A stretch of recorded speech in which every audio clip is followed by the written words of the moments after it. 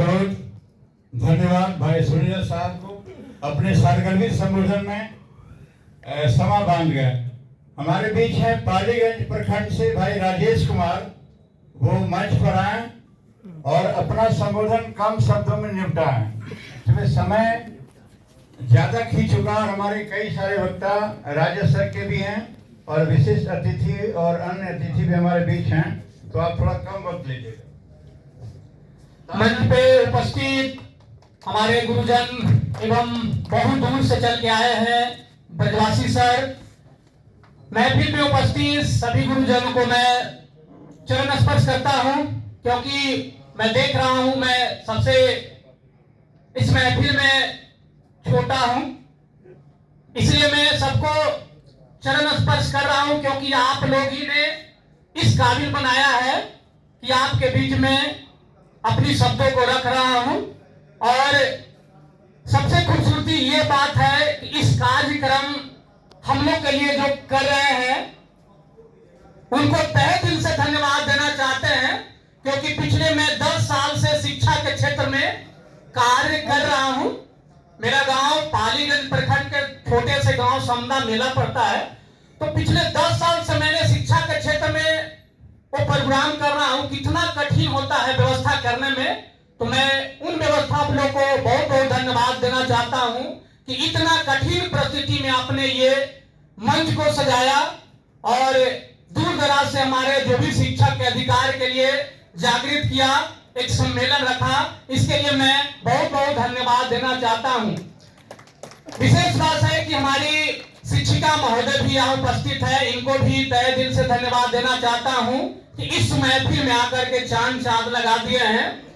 तो मैं ज्यादा तो मैं कुछ नहीं कह पाऊंगा, लेकिन एक शायर के माध्यम से जरूर कुछ कहूंगा कि वो दिन भी आएगा, वो नजारा भी आएगा, वो दिन भी आएगा, वो नजारा भी आएगा, प्यासे के पास समंदर भी आएगा। थक कर मत बैठ ऐ मुसाफिर, थक कर मत बैठ ऐ मुसाफिर, तेरे लिए आसमां से चल के सितारा भी आएगा, सितारा भी आएगा। मेरी व्यक्तिगत विचार ये है कि ये सम्मेलन पंचायत स्तर पे लगातार होनी चाहिए।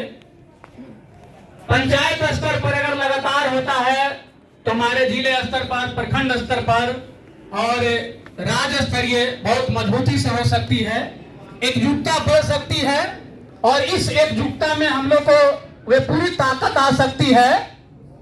सरकार तक मेरी आवाज आसानी से पहुंच सकती है, लेकिन बीच बीच में यह सम्मेलन थोड़ा सा गैप हो जाता है, लगातार नहीं होता है।